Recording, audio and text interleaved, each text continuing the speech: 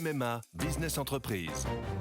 Sandrine, qui dirige une entreprise de conseil, a pris une décision. Oui, cette année, c'est décidé pour ma vie pro et ma vie perso, c'est MMA. Pardon, mais ce ne sont pas les mêmes besoins. Pas les mêmes besoins, mais le même agent MMA qui me connaît bien. Disponible et à 5 minutes de chez moi, je sais que je peux compter sur lui.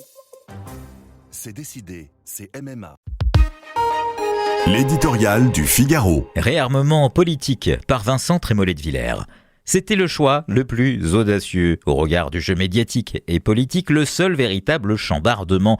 Tout dans cette décision est culotté. L'âge du Premier ministre, 34 ans, la rapidité de son passage rue de Grenelle, moins de 6 mois, la mécanique de l'ambition qui fait déjà de Gabriel Attal l'héritier naturel du chef de l'État.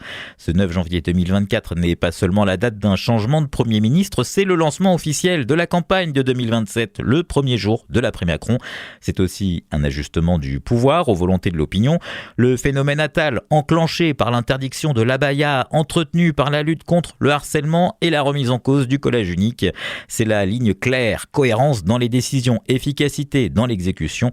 Un discours d'autorité contre l'islamisme, un retour aux principes fondateurs de l'école, lire, écrire, compter. 5 mois, c'est assez pour faire des promesses, prendre des décisions courageuses. C'est court pour faire un bilan.